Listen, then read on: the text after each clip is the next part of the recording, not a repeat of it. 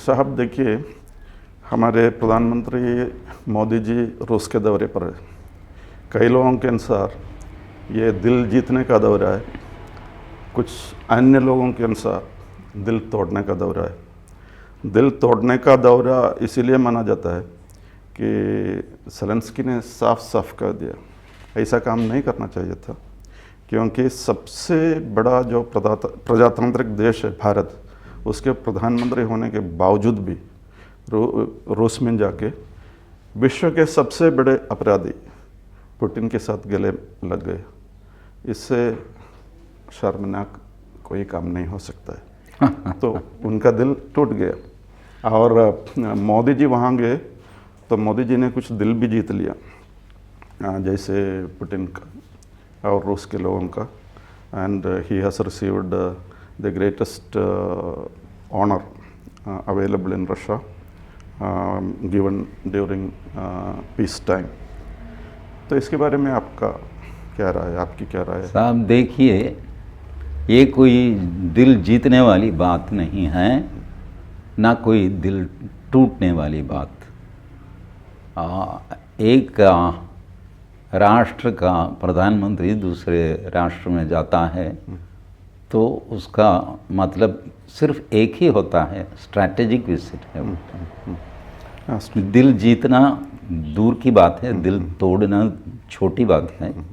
Strategic visit है ये सब। अमेरिका का प्रेसिडेंट अगर इंडिया में आता है तो उसके पीछे एक स्ट्रैटेजी है, उसका टाइमिंग है, सब स्ट्रैटेजिक है।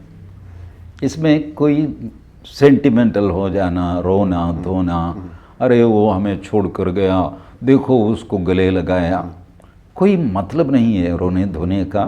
इंटरनेशनल रिलेशन में हर राष्ट्र जो है खुद का इंटरेस्ट देखता है, दूसरे का नहीं।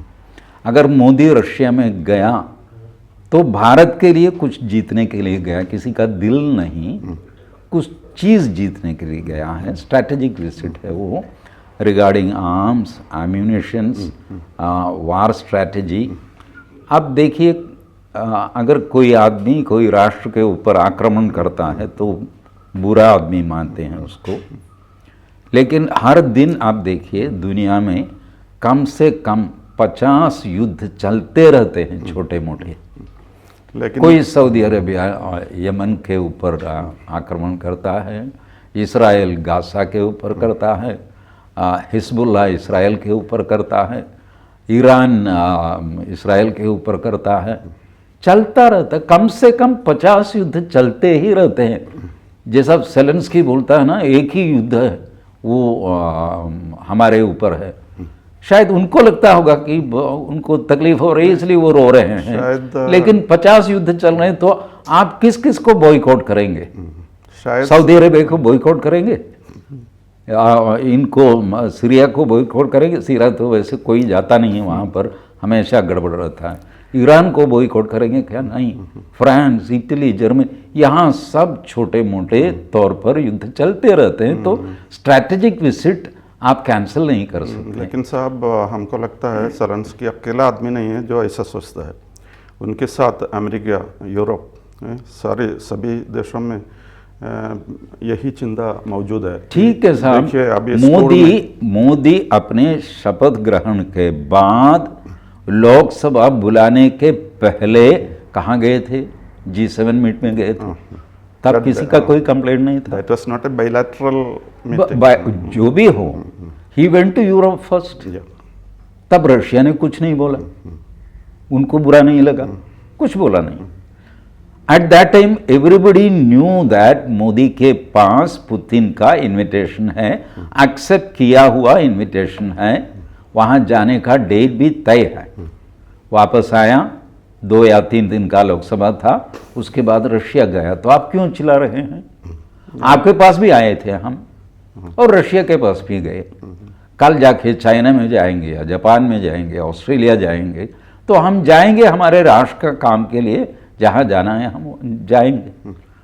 इंडिया तो, भारत हमेशा इंडिपेंडेंट नेशन है, किसी के साथ में जाने के लिए हम तैयार नहीं। ये जो बोलते हैं ना वसुधैव कुटुंबकम वगैरह, सिर्फ बोलने वाली बात है वो। मिनिमम मोदी के लिए वो बोलने वाली बात है और ऐसे ही रहना चाहिए। क्योंकि चाणक्य ने बताया राष्ट्र जो है वसुधैव कुटुंबकम प्रिंसिपल में चलता नहीं है, गलत है वो एक सन्यासी का जो माइंडसेट है वो वसुधैव कुटुंबकम साहब एक है वगैरह सन्यासी का है, स्टेट्समैन का नहीं है वो। लेकिन सारी दुनिया इस बात की कोशिश कर रही है कि रूस को किसी ना किसी तरह से दबाया जाए, क्योंकि से it was unilateral war declared on Ukraine उनके पास गया नहीं, यूक्रेन से पर आक्रमण कर दिया। अभी देखिए एक स्कूल पर मिसाइल छोड़ दिया है और 41 बच्चे मर गए हैं। इस तरह के खबर हर दिन सुनने को मिलता है, तो हम कैसे रूस को सपोर्ट कर सकते हैं? साहब अमेरिका कोई कम है क्या? अमेरिका ने इराक में क्या किया? जब वो बोले कि weapons of mass destruction WMD है वहाँ पर, और वहाँ जाके पूरा इराक को खोद लिया, कुछ नहीं मिला, कुछ नहीं मिला। बाद में सदाम हुसैन को पकड़कर फांसी चढ़ाया। ये अमेरिका ने किया था ना, तो ये क्या कम था? तब क्या हमने क्या किया? अमेरिका से सब नाता तोड़ दिया? नहीं, सब दुनिया में जो सब ऑर्डर बनाने का काम भारत का नहीं है ना अमेरिका का है। अमेरिका को लगता है कि हम we are the world police, नहीं है साहब, वर्ल्ड पुलिस नहीं है। तो वो ह्यूमन राइट्स के बारे में हमको क्लास मत देना। अमेरिका तो का काम देखो। हम लोगों को इससे क्या क्या फ़ायदे मिल सकते हैं? एक तो ऑयल का फ़ायदा, दूसरा टेक्नोलॉजी का फ़ायदा, वेपन्स का फ़ायदा। अब क्या है, हम भी कुछ मुसीबत में हैं। अभी जो वेपन्स लोग बेचते हैं वो AI के साथ, that is AI attached weapons. तो मैं आपको एक रिवॉल्वर दे दूं तो वो रिवॉल्वर लेके आप मुझको गोली न मारें, ये सॉफ्टवेयर उसमें बिल्ट इन रहता है।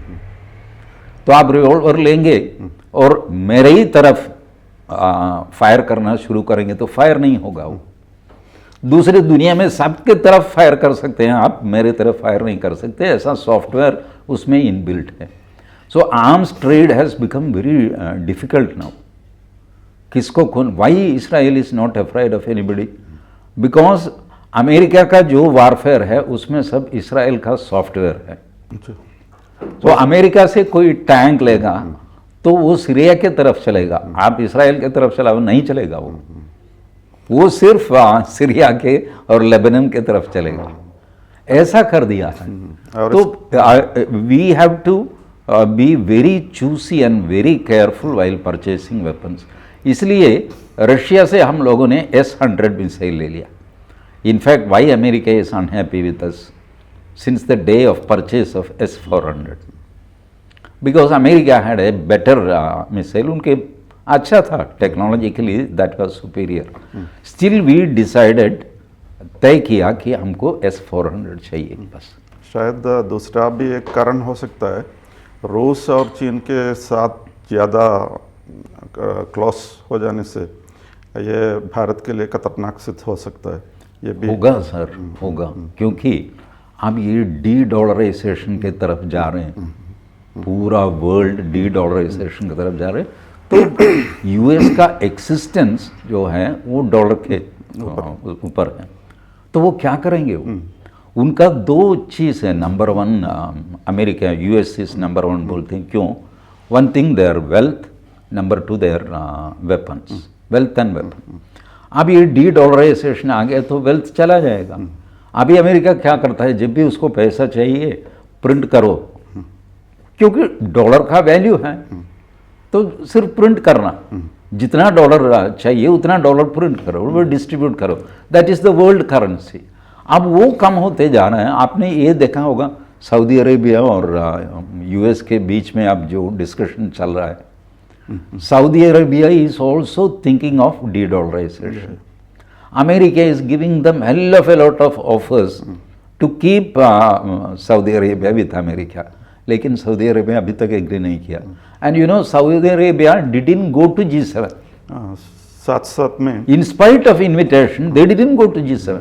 that was a signal Saudi Arabia ने जो अमेरिका को दिया कि I am not a slave of you, when ever you call I will not come. और हमने भी एक सिग्नल दिया है, क्योंकि हम भी तेल, पेट्रोल, डीजल आदि लेते हैं रूस से, और that is to the tune of $60 billion, मगर हम डॉलर नहीं देते हैं, हम रुपये देते हैं, और रूस को इतना रुपया, इंडियन रुपया नहीं चाहिए, and they are retaining that wealth to India to invest it in India. तो दोनों ओर से हमें फ़ायदा मिलता है। और दूसरी बात यह है कि हम लोग ये जो क्रूड ऑयल मिलता है उसको रिफाइन करके फिर बेचते हैं, उससे भी फ़ायदा होता है। तो इस तरह से, और ये रही भारत की बात, रूस को इससे क्या क्या फ़ायदा हो सकता? रूस जो है उसने पंगा ले लिया है वेस्ट से, यूरोप से, whole Europe, Poland, Germany, Italy, France and the great America including England, ये सब उनके शत्रु बन गए हैं, तो उनको मित्र चाहिए। अब भारत से ज़्यादा ट्रस्टवर्थी नेशन दूसरा नहीं है। भारत ऐसा अपना पॉलिसी दिन ब दिन चेंज नहीं करता। कुछ you can trust on Modi. शायद पुतिन ये सिद्ध करना चाहता है कि हम अकेले नहीं हैं, हमको चाहने वाले हैं, हमारे बहुत सारे चाहते हैं दुनिया भर में, और इसमें तो सबसे मुख्य स्थान पर मौजूद है भारत। बाकी उनके जो दोस्त हैं, नॉर्थ कोरिया है, ईरान है, इन सब का कोई मानता नहीं है, मगर भारत जैसा आदरणीय शक्तिशाली देश से मित्रता होने से। अब ये पूरे ग्लेन प्लान में, आप पिछले कोई मिनट से हम बात कर रहे हैं, पाकिस्तान कहीं नहीं आया। आपने देखा ना मेरे जुबान पे आया ना आपके जुबान पे आया। Pakistan has become a big zero. Pakistan कोई काम का नहीं है, इसका सिर्फ सेंटर में पड़ा है पाकिस्तान। वो सोचता था मैं चाइना के करीब हूँ, मैं अमेरिका का करीब हूँ। अरे अब कहाँ है? एक तो गरीब बन गया और किसी का दोस्त नहीं रहा पाकिस्तान। पाकिस्तान किसी का दोस्त नहीं रहा और कहीं का नहीं रहा, कहीं का नहीं रहा, भिखारी होके फिर रहा है। तो कैसा भारत ने पाकिस्तान को ज़ीरो बनाया देखिए। इसलिए Pakistan is trying the old trick of creating problem in Jammu Kashmir.